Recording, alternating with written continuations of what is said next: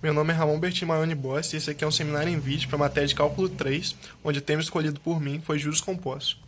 Bom, aqui para começar eu coloquei a fórmula, né, dos juros compostos, onde é aplicado um capital inicial com uma taxa de juros que eu chamei de em N períodos, a gente obtém um montante ou um capital de retirada, né, que eu coloquei aqui como C,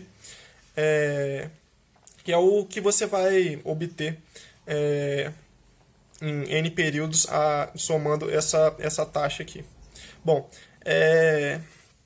eu primeiro para demonstrar o que acontece quando vai se diminuindo o período em que é aplicado essas taxas, eu coloquei meio que um enunciado aqui e eu vou ler ele agora para você. Ó, supondo que um capital C0 aplicado em N períodos, aplicado a uma taxa nominal de 1% ao ano, quanto que vai ser a capitalização mensal? Então, eu fiz o seguinte, como o I nominal ele é 1% ao ano, então eu quero saber mensalmente, né? Então, o I mensal vai ser o próprio I, né? Só que dividido por 12. Pra gente obter, porque um ano tem 12 meses, né? E o N, que é o número de períodos, eles vão ser os 12 meses vezes esse T. Esse T é o quê? Como é uma taxa por ano, esse T seria meio que o número dos anos. Mas se fosse uma taxa por mês, ele falasse, esse T poderia ser o número de meses, ou sei lá, se ele falasse que era.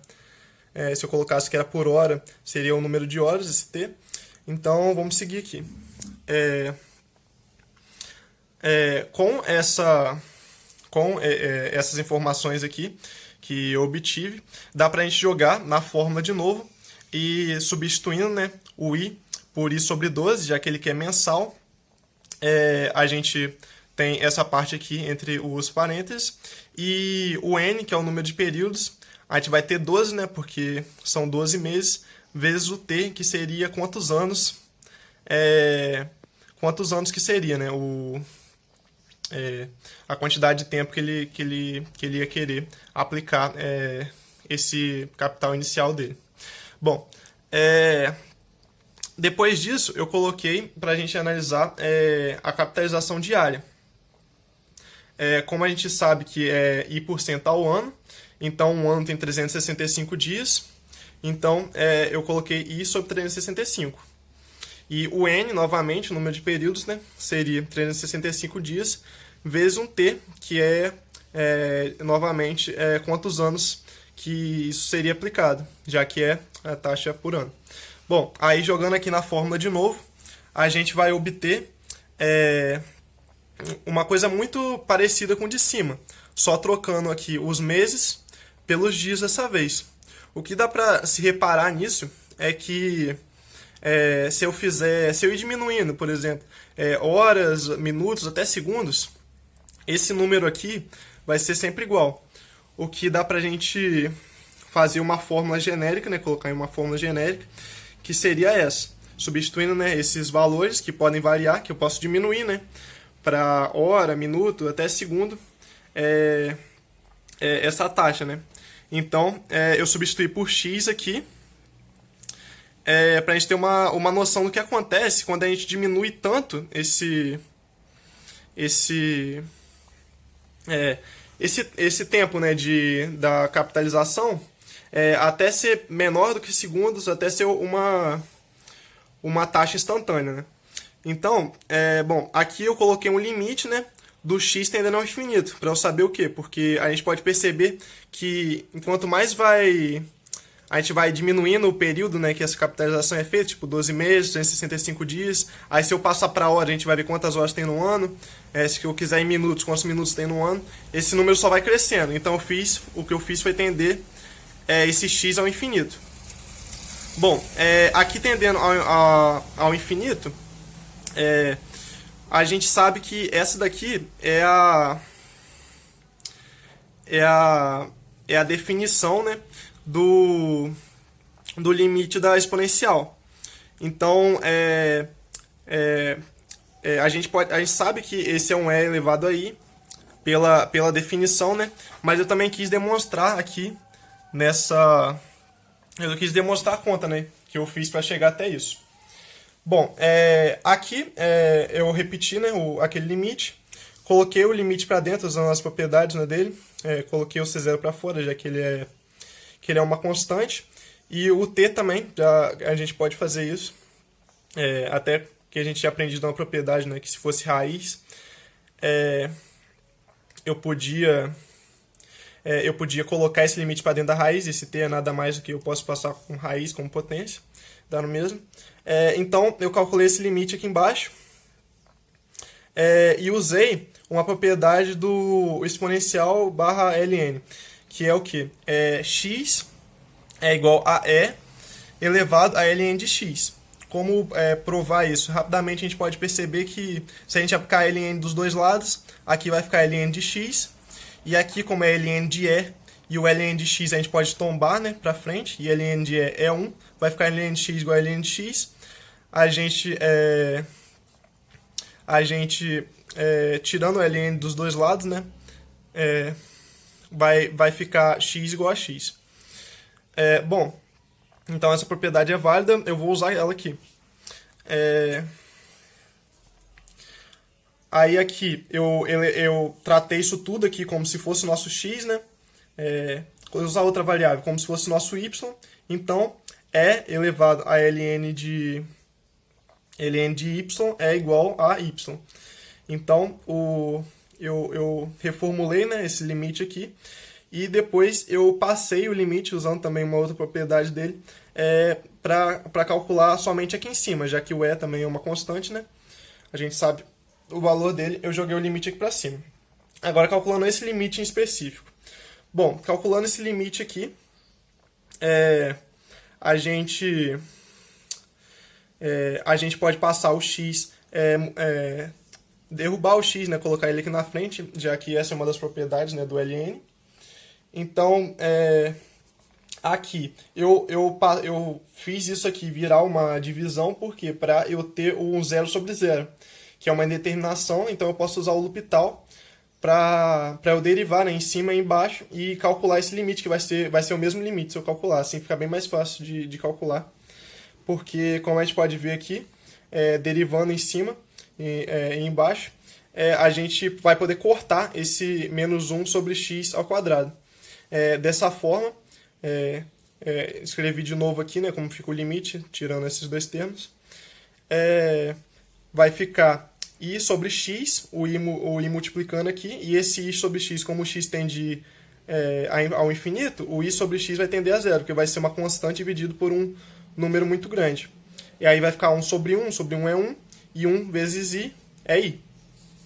Então, substituindo em 1, que é aqui, eu vou obter E elevado a i, que é o que eu tinha colocado aqui embaixo. Bom, tratando isso como E elevado a i, ainda tem o elevado a t aqui, né? Então vai ficar E elevado a it, e vezes o C0 que eu tinha tirado do limite, né? Coloquei aqui, o C0 multiplicando.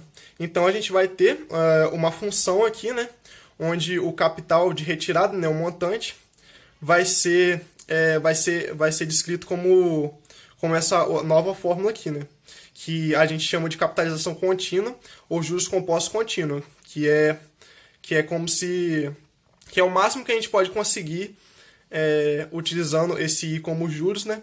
O máximo de dinheiro que a gente pode usar como retirada, porque a gente diminuindo o intervalo de tempo em que esse juros vai ser aplicado, vai aumentando o seu montante no final, né?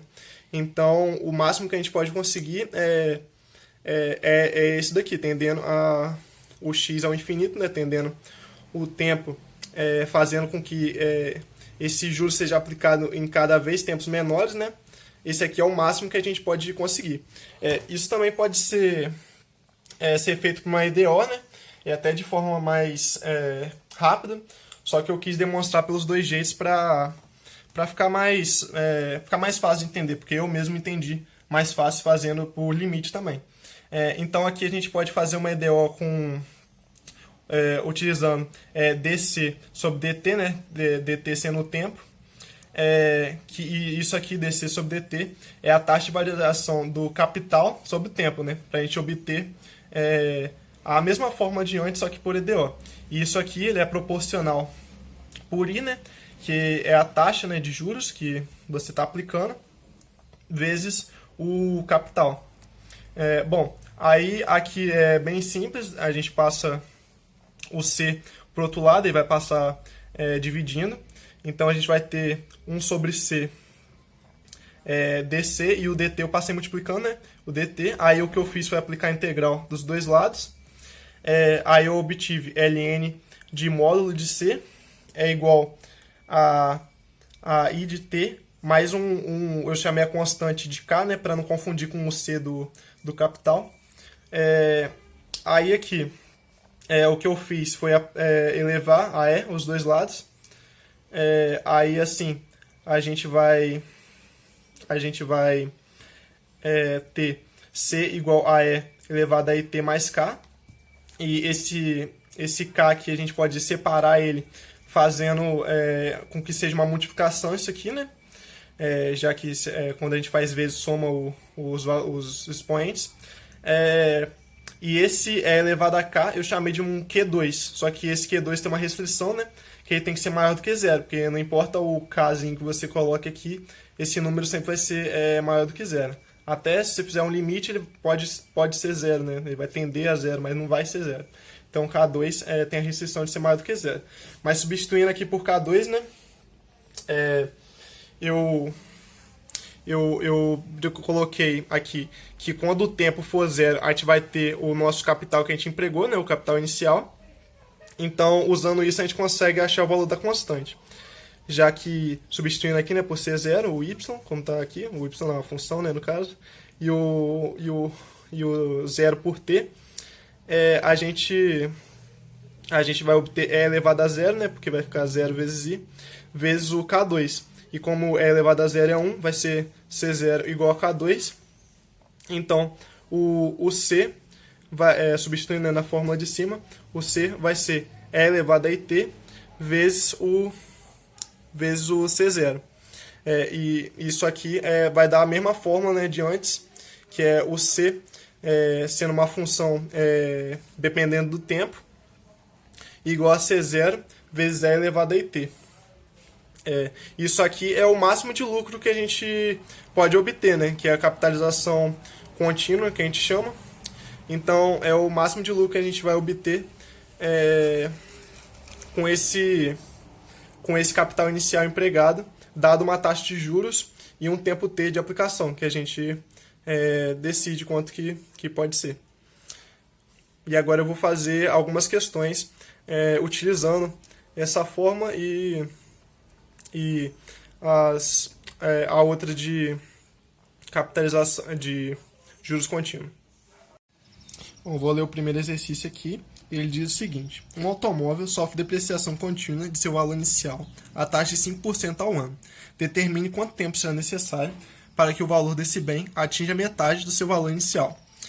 Bom, como é uma depreciação, a gente sabe que esse automóvel não vai valorizar, ele vai desvalorizar, ele vai perdendo o valor com o passar do tempo. Então, essa taxa aqui, a gente vai jogar na fórmula dos juros compostos contínuos, porque ele diz que é uma depreciação contínua, mas essa taxa de 5% ela vai ser uma taxa negativa. Bom, levando isso em conta, primeiro a gente substitui o C aqui, né, que é o capital de retirada, pela metade do C0. Por quê? Porque é metade do seu investimento inicial, né? Não importa o investimento inicial que você teve, o valor do que você comprou o automóvel, porque de qualquer jeito você vai cortar aqui o C0 dos dois lados, por isso que ele nem cita no enunciado. Bom, aí aqui, né, menos 0,05, passar de porcentagem para número decimal, e o sinal de negativo, né, para simbolizar que é uma depreciação, que ele está perdendo o valor. Bom, aí aqui, cortando vai ficar meio desse lado, né, e para a gente tirar esse... achar o T, né, a gente vai precisar aplicar o ln dos dois lados, que aí o ln de E vai dar 1, isso aqui tomba para frente, né, aí vai ficar 1 vezes o valor aqui do elevado e o ln do outro lado para a gente calcular. Calculado o ln de meia, a gente divide, passa a dividir no menos 0,05 e a gente tem o tempo, que vai dar 13,86. Aí a gente pensa, o que 13,86 o que? A gente olha Para a taxa, como é uma taxa anual, então esse vai ser quantos anos vai levar, né, para esse bem atingir metade do seu valor inicial. Aqui eu fiz uma regra de 3, para se a gente quiser ter uma noção de bater no olho assim, a gente pode não entender direito o que significa esse 0,86 aqui, né, depois dos 13 anos. E a gente pode achar o número de meses, dias e horas, como eu fiz aqui por uma regra de 3. A gente faz o seguinte, um ano ele é igual a 12 meses, então 0,86 vai ser igual a x. Aí a gente acha o número de meses, aí a mesma coisa com 0,32 aqui, a gente pode achar como mês 30 dias, a gente acha quantos dias que isso significa. Um dia, a mesma coisa, a gente acha quantas horas. E a gente pode fazer isso, continuar fazendo isso, né? Como, tipo, uma hora tem 60 minutos, então 0,4 vai ter quantos minutos? Vai corresponder a quantos minutos? Mas eu achei que isso aqui já é o suficiente, né? Que dá para ter uma noção melhor, né? Que vai ser 13 anos, 10 meses, 9 dias e 14,4 horas para esse bem valer metade do que o valor que você pagou inicialmente por ele. Esse aqui é o segundo exercício, eu vou ler aqui o enunciado. Um banco faz duas propostas de aplicação financeira. Na primeira aplicação, R$ 10.000 renderão uma quantia fixa de R$ 260 a cada trimestre. Na segunda aplicação, o mesmo capital renderá juros mensais a uma taxa de 0,83%. Qual a capitalização mais rentável no final de 2 anos de investimento? Bom, para a gente conseguir fazer essa questão certinho, tem que tirar todas as informações, saber interpretar tudo para jogar na fórmula. O primeiro não tem muita fórmula, eu meio que coloquei como se deve fazer aqui por uma forma, mas essa não é nenhuma fórmula daquelas que a gente tinha visto. Que eu coloquei aqui que o capital, né, de retirada que você vai obter, né, depois desses 2 anos vai ser o capital inicial que você investiu de 10 mil mais a quantia fixa, né, de R$ 260 vezes o N. O N sendo quantas vezes, né, você vai receber essa quantia, ou no período mesmo que você vai receber. Já que são 2 anos e ela é a cada trimestre, um ano ele tem 4 trimestres, porque trimestre 3 meses, 12 dividido por 3 dá 4. Só que são 2 anos que ele quer. Então esse N vai ser 2 vezes 4 ainda, que vai dar 8. Então, os R$ 10.000 mais 260 vezes 8, né? Pra gente saber quanto que vai dar essa primeira proposta. Aí vai dar R$ 12.080. Se você quiser saber quanto você lucrou, né? Quanto a mais você ganhou com esse investimento, só diminuir de 10 mil aqui. Dá R$ 2.080. Bom, agora na proposta 2, que vai ter que usar aquela fórmula lá dos juros compostos. Só que não vai ser contínuo, né? Como que ele não mencionou que é contínuo. Bom, aí aqui é o mesmo esquema, o capital que você vai retirar. O C0 é os 10 mil, né, que você investiu no seu capital inicial. 1 mais 0,083, né, que ele fala, que é 0,83 por ano.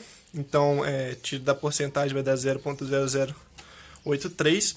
E aqui é 24 por quê? Porque é juros mensais que vai ser nessa segunda aplicação.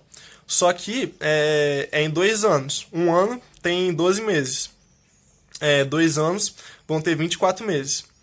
Então, 24 aqui, né? Esse N é o mesmo esquema desse aqui, o número de períodos. Só que lá é trimestre, aqui é mensal. Período de 2 anos também. Aí faz as contas aqui, resolve, eu já calculei, deu R$ 12.194,2309. Aí mesmo esquema, né? Se quiser saber quanto que lucrou, diminui de 10 mil. E como a gente pode ver aqui, a proposta 2 em 2 anos é melhor. Se você parar para pensar rápido, assim, talvez não fizer conta ou não tiver muito conhecimento de essas questões de financeiro e tal, matemática em geral, você pode pensar que a quantia 1 ela é melhor, né? A proposta 1, desculpa, ela é melhor para você. Só que se você investir em um curto período de tempo, até que pode ser melhor, mas ao longo período de tempo é melhor a proposta 2, né? Que esse juros vai aumentando, como o elevado aqui cresce mais rápido, e esse aqui da proposta 1 simplesmente vai ter aquela quantia fixa, não vai aumentando cada vez mais igual o da proposta 2. Então, curto prazo, melhor a proposta 1, mas como ele pediu 2 anos, compensa mais a proposta 2. Agora eu coloquei aqui embaixo a gente pensando em capitalização contínua, porque a gente pode pensar que, tipo, fazendo se fazendo o período dessa capitalização ser menor, a gente pode pensar que vai dar, tipo, pode dar dinheiro infinito, a gente vai ficar rico, mas não tem isso. Na capitalização contínua também tem um limite do que você pode ganhar. E aí eu calculei aqui pra gente saber se dá muita diferença, né, da capitalização com os juros compostos normais e os juros compostos contínuos. Aí eu usei a fórmula da capitalização contínua, mesmo esquema aqui no T, né? 24 meses, porque são 2 anos. O valor aqui, né, da porcentagem. Aí eu obtive 12.204, R$26,03. A gente pode ver aqui que a diferença não é tão a mais, dá um dinheiro a mais, mas mesmo a gente reduzindo o período de capitalização, né, fazer uma capitalização contínua, ele não dá tanto dinheiro a mais assim. Mas o que a gente pode tirar disso é que quanto menor o período que se faz a capitalização, né, maior o rendimento desse dinheiro. Até a gente chegar no máximo que seria a capitalização contínua por meio dessa fórmula que a gente já tinha deduzido antes.